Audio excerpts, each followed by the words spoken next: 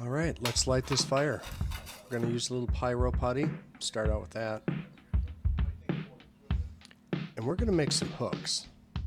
We're actually going to do some blacksmithing today. So basically, you got fire, you got coal, you got a way to blow some air into a forge, and we're going to make some hooks that you drive into a wall or a stud or a beam or a tree. My blacksmith shop is just really simple. It's just a 10 by 20 shed out in the backyard. It took me years to put this little kit together. It's not that complicated though. Really, at the end of the day, you have a building so that it protects all of your stuff from the snow and the sun and the rain, and it doesn't have just blue tarps all over it in the backyard. Because if you're as married as I am, that just doesn't fly. So when I remodeled the outside of my house, I decided to put a shed together and put all of my, I'm going to throw in some air quotes, blacksmithing tools together. Because to be honest with you, I am the furthest thing from a blacksmith.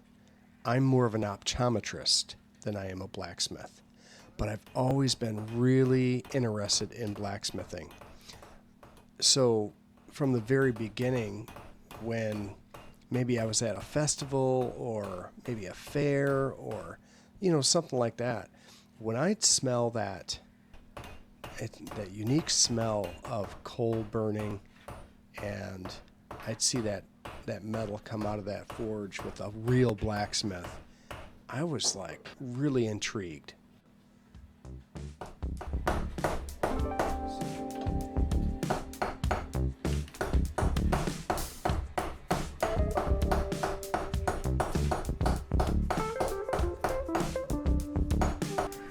That fire. Between that and that? Yeah. Anytime I saw a piece of metal being pulled out of that fire and somebody took and just started manipulating it with a hammer against, a piece of steel, an anvil, and maybe twisting it up in a leg vise, I just thought it was so cool. The times that I have actually done any blacksmithing, I can count with just my two hands.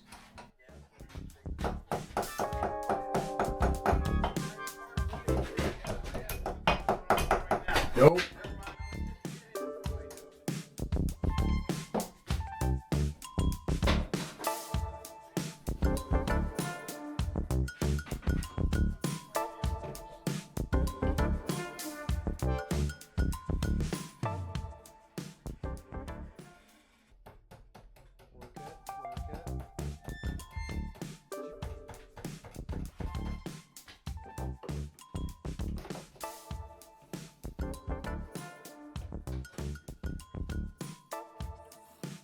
Going back a number of years, I actually loaded up my forge, all of my hammers, my hand crank bellows there, and I went to Wally Webster's house in Western Michigan, and I recall we just had an absolute blast. Neither one of us knew anything about the subject, but we were blacksmithing, and we were up till, the middle of the night, just pulling metal out of the forge and bending it, twisting it, flattening it, sharpening it. It was just an absolute blast.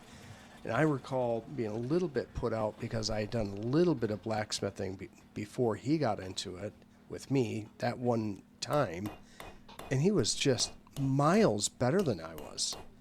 And I was like, what do you just roll out of bed knowing how to do this? And that's actually the point. You don't have to have a program to get into it, or certification, or some sort of a college course. What you see here is pretty much all you need. And you don't even need what I have here. Bonfire, a couple of hammers, some channel locks, and away you go. And you're having an absolute blast with it.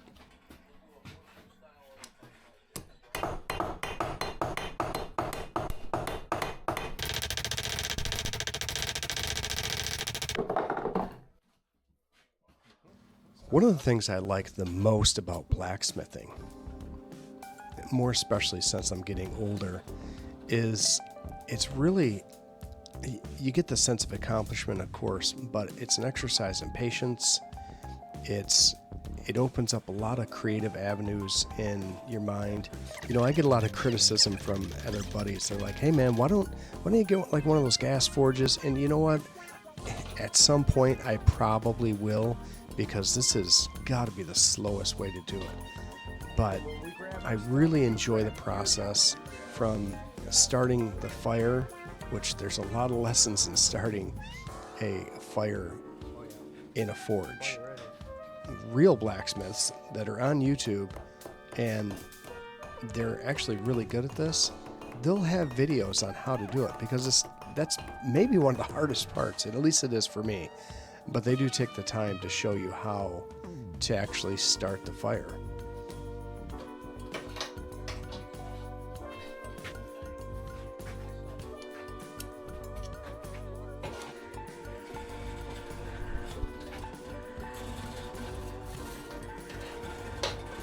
I've been practicing in my mind. We started out with 1/2 by 1/2 stock, and then we made the same exact thing, only out of 1/4 by 1/4 stock. And oh my gosh, that was just miles faster and easier, and it actually turned out each piece a little bit better. Love it. Pretty much everything that we're doing here is miles different than what a real blacksmith would do.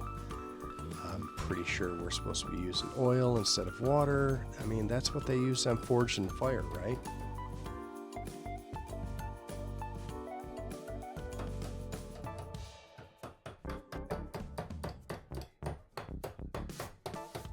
But you really got good at using that horn.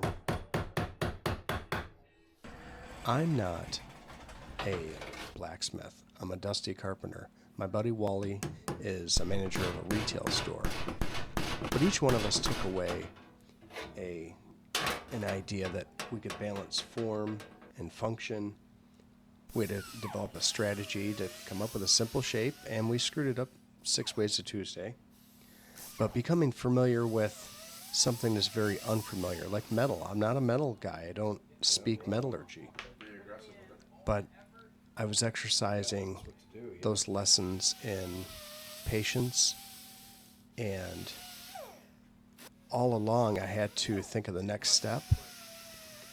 All of this practice is just what you need to keep yourself going forward in your journey as an artisan or a craftsman.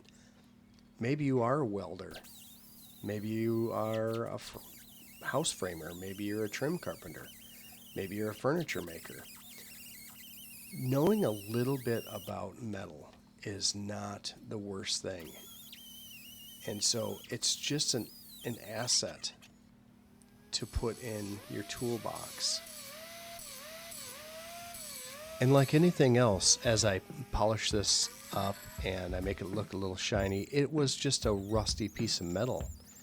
And just like my skills, it's a little bit better. I honed it in a little bit more. And when I got all done, I was just a little stronger in my muscles. Of course, my arms were wore out. But also in my mind, and that's the important part.